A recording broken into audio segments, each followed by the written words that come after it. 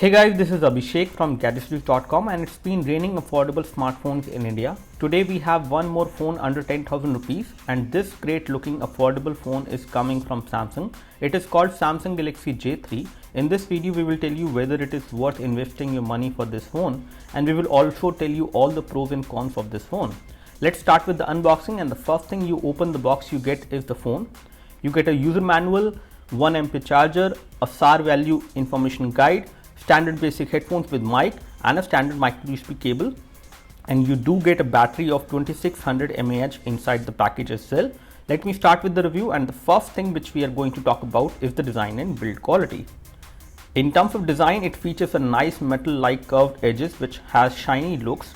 The edges of the phone look a lot like Samsung Galaxy S6. The only difference is that they look great but feels plastic, but still the quality is good for an affordable phone like this. Build quality is great for the price and feels better than the competition out there. Back cover has got fox leather finishing which gives a nice feel and a good grip as well in hand.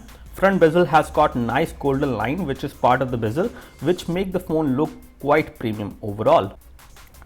Let's talk about connectivity now. It has got a 3.5mm audio jack on the top. Right hand side has got the plastic power and sleep key. Left side has got single volume button which is the volume rocker. The feedback from these keys are good. Rear back has got 8 megapixel autofocus camera with LED flash, and loudspeaker is on the right.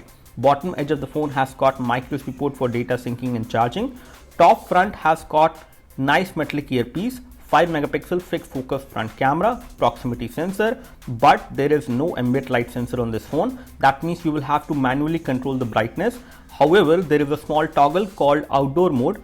We will talk about that more in the later part of this video, about that outdoor mode and how does it actually help in the outdoor visibility of the display. Moving on to the display, it has got a 5-inch of Super AMOLED 720p display with good pixel clarity. Viewing angles of the display are good and it is again good for indoor usage. There is no automatic brightness on the display however, but it has got outdoor mode under display brightness settings which make it fairly bright to be used in sunlight and outdoor light conditions. Color production of the display is good as well. For movie watching and high definition gaming, display on the phone is fairly suited and it provides a pleasing experience to eyes. About hardware now, it comes loaded with 1.2 GHz quad core CPU which is coming from Spreadtrum, and it is a third party chipset which Samsung is using on this phone. It has got 8 GB of internal storage, out of which 4.2 GB is user available, which is low for usage, but you can move apps from the phone memory to the SD card to solve the storage issues. As you can install big games like Modern Combat 5 as well on this phone, but you will have hard time dealing with the storage. But it supports microSD up to 128 GB, which is a great relief and a good solution to the storage problem which you might face on this phone. Out of 1.5 GB of RAM which we have on the phone, TouchWiz UI takes a load and you get around 500 to 600 MB of RAM free, which is sufficient for moderate usage as well as for normal usage scenarios, but for heavy usage the overall lag which we have on the device is quite prominent. Let's talk about one of the special feature which has been introduced with Samsung Galaxy J3. It comes with NFC tag which can really change the way how you interact with the phone when you drive the bike. You get to paste this tag on the bike. As you start the drive, you can tap the back of the phone on the tag and the S-Bike mode will get activated. Under S-Bike mode, there are 3 tabs. The first one is for notification. All the notification will be silent when you are driving the bike. Only missed calls will be shown under this tab, and again you can read that later. In the second tab, you have the option to set a smart SMS reply for the people who may call you when you are driving. It will tell them about your location and the time you may take to reach your destination, but only for your selected contacts. For all those people you select this functionality, they will get this message. The other people will not get it.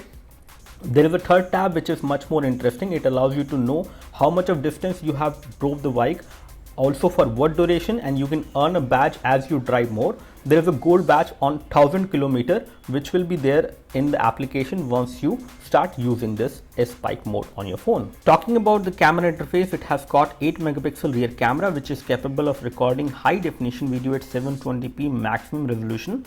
In the camera interface, you have support for HDR mode, Pro mode, panorama mode, and there are some nice filters as well.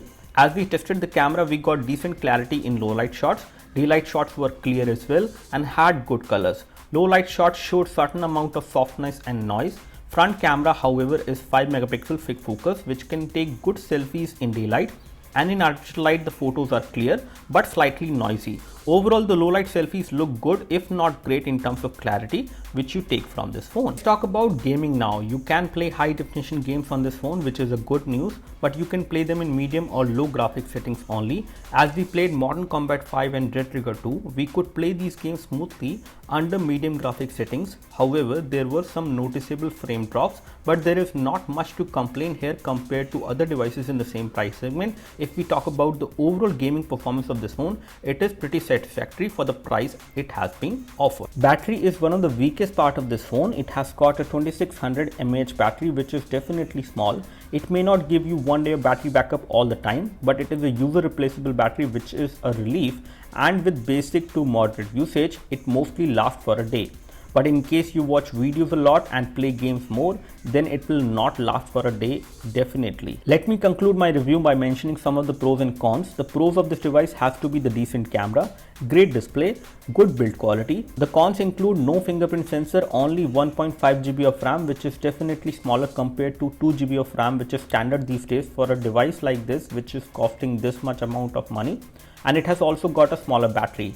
As far as verdict is concerned, we would like to give a thumbs up to Samsung Galaxy J3, which looks great value for money in most of the department. If you are looking for a Samsung affordable price phone, then this is something which you should go for. But there are compromises like small battery, no fingerprint sensor and low RAM on this phone.